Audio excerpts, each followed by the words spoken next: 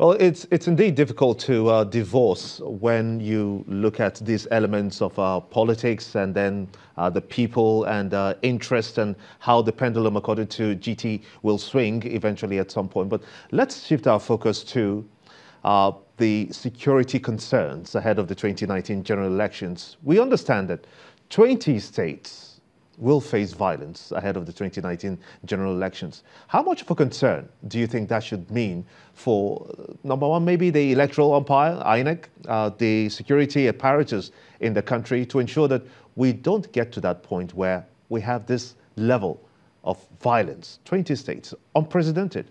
What are your views? Well, electoral violence has been with us since 1922, which was when the first election in the country was organized. Its patterns have evolved, varied, mutated, but it's always been there. Now, in the context of the 2019 elections, I think there are different factors that are at play. We already have conflict in the Northeast, which is chronic. We've got conflict in the North Central, which is chronic. We've also got conflict in parts of the Northwest, which is shaping up to be chronic. Parts of Brenengwari in Kaduna State, most of Zamfara, for instance. And then we've got drivers such as the traffic in small arms and light weapons, some of it from outside the country, both from the Gulf of Guinea waters and from the Sahel. And there is also an intercountry trade in small arms and light weapons.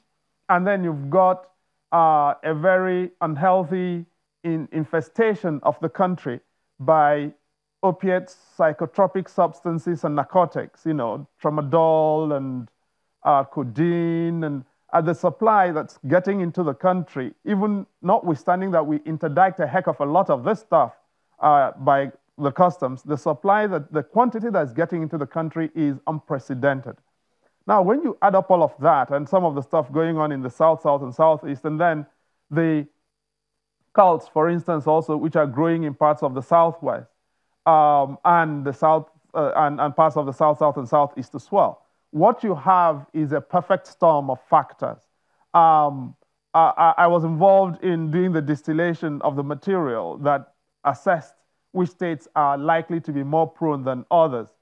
And some of what tipped or what's contributed to tipping over the assessment in favor of some states being more than others is also the outcome of the party primary process and the analytics of the distribution of political forces in many of these states at this time.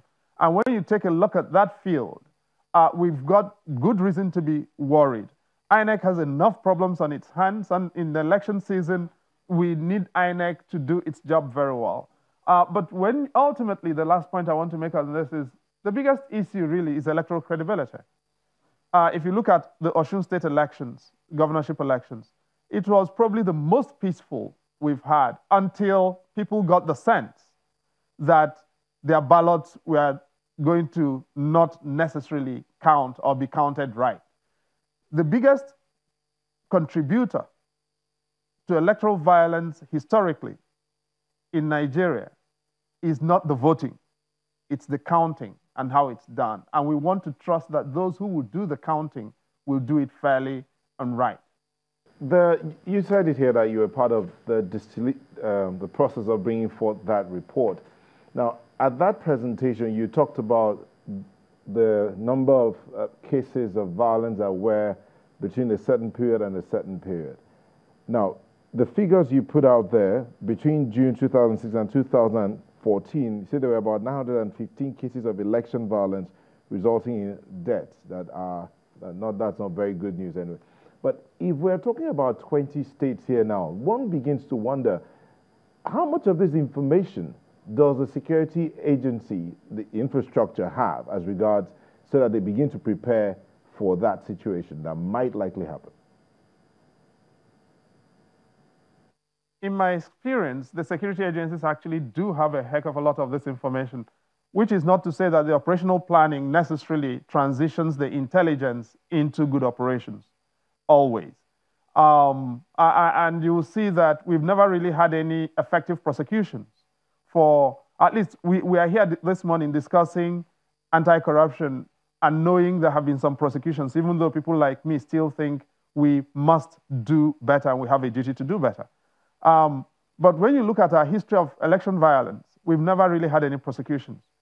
Again, when you go back to President Buhari, in his first coming, he set up the Babalaki Commission in 1984 to investigate FEDECO, the Federal Electoral Commission that organized the 1979 and 1983 elections.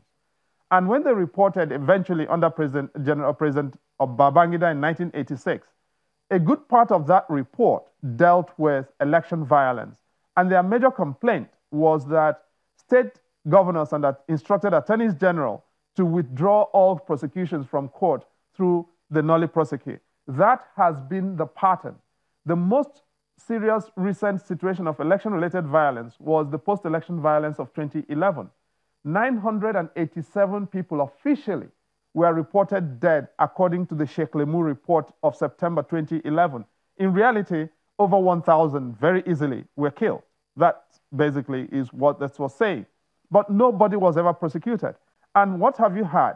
You have the post-election violence of 2011 in Kaduna being cited as a factor in the Kaduna violence in 2015, 2016, 2017, and 2018.